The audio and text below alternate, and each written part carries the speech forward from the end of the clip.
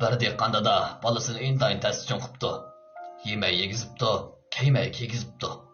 Shundoq yaxshi maktablarda o'qitibdi. Bola cho'ng bo'lib, shaharda qopdan shaharda to'y qilibdi.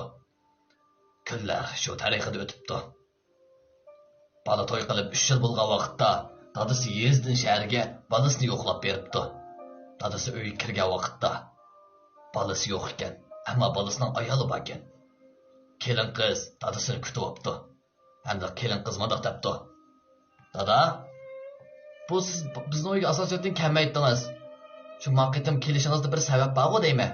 debdi. Dada birdan duduqlab turib: "Ha, balam uyda uruqog'idek, uyda yordamchi yollig'idek dehqonchilik masala kelib qoldi emasmi? Shuningga pul qolmabdi-ki, pul so'rab kelgandim azroq" debdi. Qiz gap qilmabdi.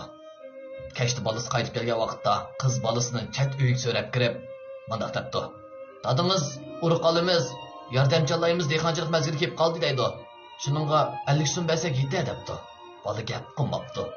Ertasi deganda qiz oddiyg'in xo'rim tayyorlab, dadasiga 50 so'm pul tanlabdi. Dadasi 50 so'mni elib, asta yeziq qaytib ketibdi. 3 kundan keyin qizning opasi kelibdi.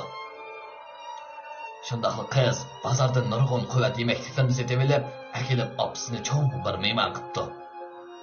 Kechda yigit ishdan qaytib kelgan vaqtda qiz chat uyga so'rab kirib, "Onam pul so'rab kelibdi. Qancha bersak bo'la? 500 so'mdan tuvan bo'lsa bo'lmaydi jumu" debdi. Yigit yana gapirmabdi. Qizning onasi qaytib ketibdi. Shunda oz vaqtdan keyin qiz qo'saq ko'taribdi. Qiz tug'digan vaqt, tug'di yaqinlashgan vaqtda bola mundoq debdi: "Sen yeziq berib tug'ib kel. Bola qiz bo'lsa, men jon tikib boqaman. Bola o'g'il bo'lsa, kimga bo'lsa berib et, men hargiz boqmayman" debdi. Bundan hayron qolgan qiz nurg'un yoluribdi. Yigit parvo qilmabdi. Qiz yeziq qaytib, oz kundan keyin qizning opasi yigitga telefon qilibdi.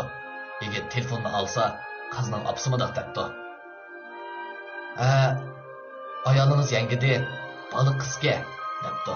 Yigit nurg'un quvvatli yemeklarni hamda nurg'un sovg'alarni tayyorlab, yeziq qarab yo'l qapti. Shundaqla yigit kirib uyga kiribla bolaning yo'g'ikini ichibdi. Bola o'g'il edi. Yigitning ochchig'idan yerilib ketay debdi. Yigit akalgan narsalarni elib, sirtqa qarab meyapti.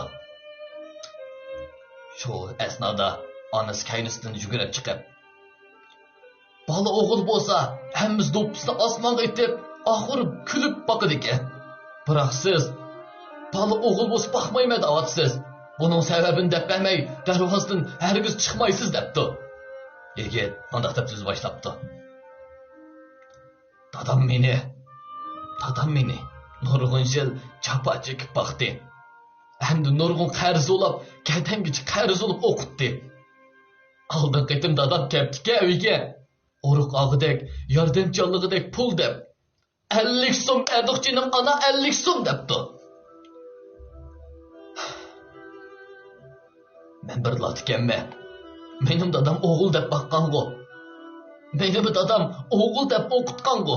Mening dadam Qiyriqanda meni boqidi-ku deb o'qitgan-ku. Men bu o'g'il baqsam, mening o'g'limni meni mushkunga qo'ydi debdi.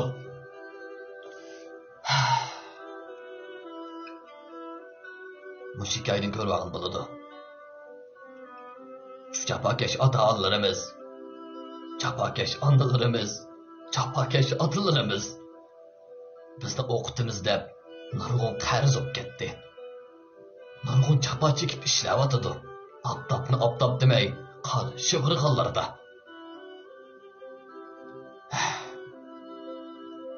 Biz azroq egizga chiqib olib, pastki onalarimizni hangi texim ishdamayli. Kaynimizda etib yurali. Ular qayrag'anda bizning beqishimizga muhtoj. Hamda bizning qarashimizga muhtoj. Hayot onalar rahat bo'lsin. Hayot otalar rahat bo'lsin.